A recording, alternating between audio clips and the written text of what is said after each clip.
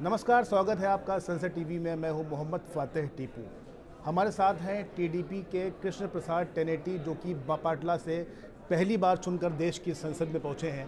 सबको नमस्कार। सर, बहुत बहुत स्वागत आपका संसद टीवी में। सबसे पहले सर, अगर मैं प्राथमिकताओं की बात करूं तो चूँकि आप फर्स्ट टाइम पहुंचे हैं देश की संसद में, क्या प्राथमिकताएं आपकी होंगी?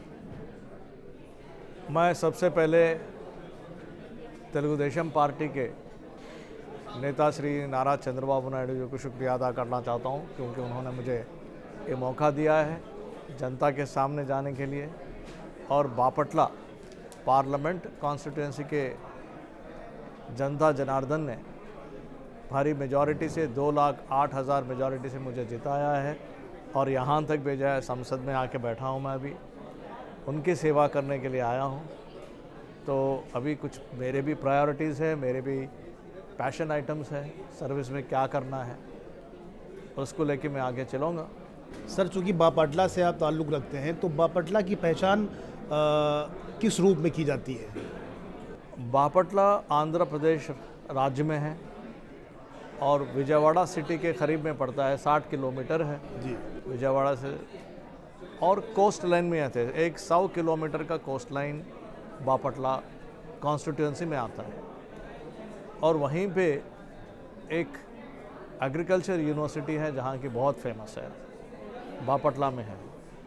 और वैसे निजामपट्टनम पोर्ट बनने का चांसेस है जी। और एक वाड्रेवो में और एक सी पोर्ट बनने के चांसेस है। चिराला करके एक मज़ेदार जगह है, चिराला में जो है हैंडलूम टेक्सटाइल सेक्टर का बहुत ही बड़ा वहाँ पे प्रेजेंस है, तो वहाँ भी मेगा टेक्सटाइल पार्क भी बन सकता है। और वैसे मैंने जैसे बताया है कि 100 किलोमीटर का कोस्ट लाइन है, तो वहाँ पे टूरिज़्म हब का अपॉर्चुनिटी है। वैसे आज के तारीख में भी वहाँ बहुत सारे टूरिज़्म हब के नाते रिसोर्ट्स है, बीच रिसोर्ट्स है, अच्छे अच्छे बढ़िया बीचेस है वहाँ पे। दुनिया के अच्छे बीचेस से इनका कंपेयर कर सकते हैं, इतने बड़े ब्यूटीफुल बीचेस है, वेरी वेरी नाइस। जी सर, चूँकि आपने बताया कि आप 2 लाख से ज़्यादा वोटों से आपने चुनाव जीता है, वहाँ अच्छा आपका चुनाव कैंपेन भी था, काफ़ी सक्रिय आप रहे। बापटला की जनता की अगर मैं बात करूँ तो क्या ख़ास डिमांड है वहाँ की लोगों से बतौर सांसद आपसे? देखिए, जैसे अभी 13 मई को हमारा पोलिंग हुआ था और मेरा नाम जो अनाउंस हुआ था वो मार्च के 31 तारीख को अनाउंस हुआ था, तो मेरे पास बहुत कम दिन थे। फिर भी मैं वहाँ जिला एसपी के हैसियत से मैं काम कर चुका हूँ। इससे पहले गुंटूर जिला के एसपी और विजयवाड़ा सिटी के कमिश्नर ऑफ पुलिस, और चलते चलते मैं डायरेक्टर जनरल ऑफ पुलिस भी काम करके मैं रिटायर किया था।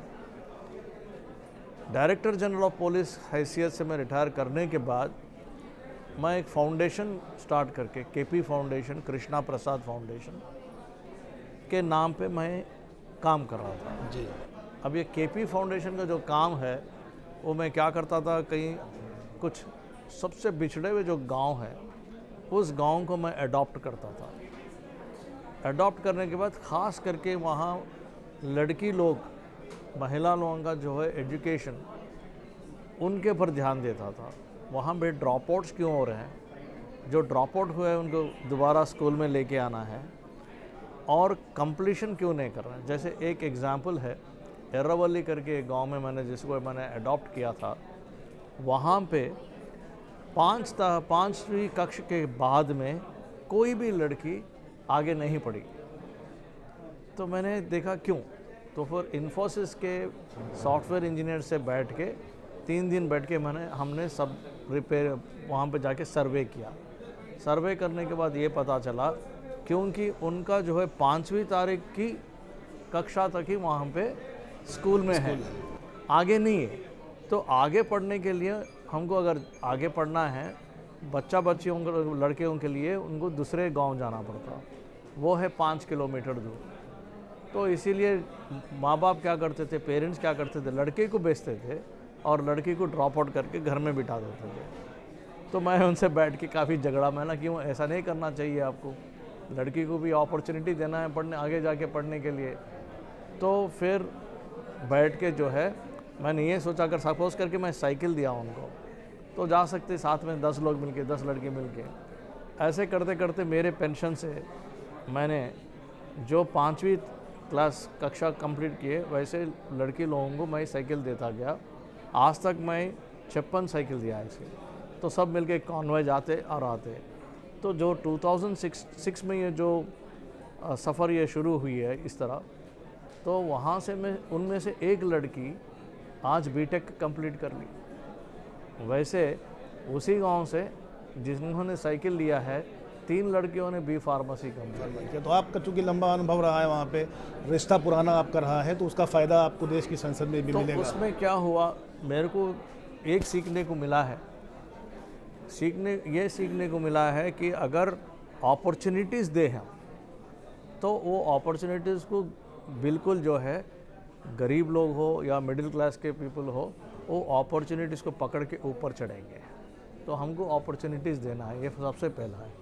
सेकंड थिंग ये है, मेरा पैशन क्या है, ऐसे लोगों को एजुकेशन और स्किल डेवलपमेंट, सबसे ज़्यादा स्किल डेवलपमेंट का अपॉर्चुनिटी देना चाहिए। उसके बाद में वो खुद ही जो है अपने आप कुछ ना कुछ तरीका पकड़ के, कुछ ना कुछ रास्ता पकड़ के अपने जीवन में आगे चले जाएंगे। सबसे अहमियत की बात यह है, मैं जब सर्विस में था 1999 में, श्री नारा चंद्रबाबू नायडू जी मुख्यमंत्री थे, तो उन्होंने मेरे को पुलिस के अलावा दूसरे काम करने का मौका दिया। तो इंफ्रास्ट्रक्चर कॉरपोरेशन में मेरे को उन्होंने पोस्टिंग दिया है और ये बताया कि कृष्णा प्रसाद जी, हमको जो है युवा लोगों के लिए अगर हमको नौकरी देना है, रोज़गार देना है, तो पहले तो इंडस्ट्री होना चाहिए। इंडस्ट्री के लिए इन्वेस्टमेंट चाहिए और हमारे पास इन्वेस्टमेंट नहीं है। जी। फॉरेन डायरेक्ट इन्वेस्टमेंट को बुलाते हैं कंपनीज़ को, तो वो बोलते हैं आपके पास इंफ्रास्ट्रक्चर नहीं है। तो ये चिकन एंड एग स्टोरी हो गया है। तो कहीं ना कहीं तो स्टार्ट करना है। तो सर, जैसे कि चंद्रबाबू नायडू साहब लगातार आंध्र प्रदेश के विशेष राज्य के दर्जे की भी मांग आपकी पार्टी के जरिए की जा रही है, तो आपको लगता है कि विशेष राज्य का दर्जा दिया जाएगा तो उससे क्या फ़ायदा मिलने वाला है? तो अभी ये क्या है, जो उस समय की जो बात चली है, तो हम इंफ्रास्ट्रक्चर कॉरपोरेशन में थे, चंद्रबाबू नायडू जी मुख्यमंत्री जी थे, तो हमारी टीम अच्छी सेट हो गई थी। तो साथ में जाके हम हाईटेक सिटी बनाए, हैदराबाद में जो हाईटेक सिटी बोलते हैं। तो उसके बाद में शमशाबाद इंटरनेशनल एयरपोर्ट बना उसके बाद में। तो ये टीम वर्क है, उनका विज़न है, उनके विज़न के ऊपर हम अधिकारी काम करते गए हैं। फिर आउटर रिंग रोड बना, हाईटेक सिटी बना, एयरपोर्ट बना। आज के तारीख में जो नया सिटी दिख रहा है वहाँ पे, financial district, Hyderabad financial district, इतना बड़ा सिटी है, सिंगापुर न्यूयॉर्क से उनका तुलना होता है, इतना बड़ा सिटी वहाँ पे बना हुआ है। वो पूरा बनने का नतीजा क्या है, इतना करने का नतीजा क्या है, इंफ्रास्ट्रक्चर करने से नतीजा क्या है, अगर हम देखें तो आज वहीं से जो है 5 लाख सॉफ्टवेयर इंजीनियर सारे दुनिया में काम कर रहे हैं, जो वहाँ से आए हैं। 25 लाख मिडिल क्लास युवा को नौकरी मिले, कोई ड्राइवर है, कोई कुक है, कोई कारपेंटर है, कोई मेस्त्री है, कोई ना कोई इनडायरेक्ट एम्प्लॉयमेंट जो बोलते हैं, 25 लाख को वहाँ मिला है। तो आप संसद टीवी के माध्यम से बापाटला आपका जो लोकसभा क्षेत्र है, वहाँ के लोगों को बहुत ही छोटे में क्या संदेश देना चाहते हैं? ये है कि अभी हम पिछले 10 साल देखे हैं, श्री नरेंद्र मोदी जी का जो लीडरशिप में हम इतना बड़ा इकोनॉमी बन चुके हैं। 2014 में हम विश्व में, संसार में 11th पोजीशन में थे इकोनॉमी में। आज के तारीख में हम under the leadership of honourable Shri Narendra Modi ji, हमारे प्रियतम प्रधानमंत्री जी के लीडरशिप और उनका विज़न जो है, 11th पोजीशन से हम आके 5वीं पोजीशन में आ गए पूरे संसार में। हमारे सामने सिर्फ 4 लोग हैं और उनको भी हम कंपटीशन में, पॉजिटिव कंपटीशन में तरक्की करते हुए, विकास करते हुए हम ओवरटेक करेंगे। ओवरटेक एक्चुअली अच्छा लफ्ज़ नहीं है, ये है कि हम तरक्की करेंगे। ये हम तरक्की करेंगे और हम जल्द से जल्द 5वीं पोजीशन से 3री पोजीशन पे हम पहुंचने वाले हैं। इसका मतलब यह है कि डेमोग्राफिक डिविडेंड जो है हमारे देश में है, मतलब युवा लोग, बहुत सारे लोग हैं, जो युवा लोग जो स्किल डेवलपमेंट करके हैं उनको जो है बहुत ही बड़ा अपॉर्चुनिटी मिलने वाला है। उस अपॉर्चुनिटी को पकड़ के अगर हम एक एक फैमिली से, एक एक कुटुंब से अगर हम एक एक नौकरी लिए तो हमारे सारे फैमिली मेम्बर्स एकदम हमारा पूरा फैमिली एकदम ऊपर आएगा, हमारा गांव ऊपर आएगा, हमारा ज़िला ऊपर आएगा, देश ऊपर आएगा, प्रगति हम करेंगे। तो यही तो ये आवश्यकता भी है और ये अपॉर्चुनिटी। तो इस अपॉर्चुनिटी को पकड़ के हमको आगे चलना है, या इंडिविजुअली या फैमिली के तरफ से या कम्युनिटी के तरफ से या गांव के तरफ से अगर करना ही है तो पहले हमको क्या चाहिए? हमको स्किल चाहिए, स्किल डेवलपमेंट हमको करना है, स्किल को हासिल करना है।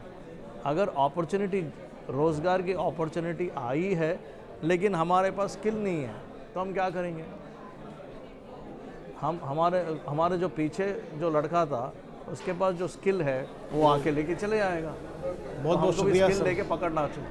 बहुत बहुत शुक्रिया आपने संसद तो टीवी मेरा से। मैसेज ये है कि सभी लड़कों लोगों के, बापटला में भी वेरेवर, पहले स्किल को पकड़ना है।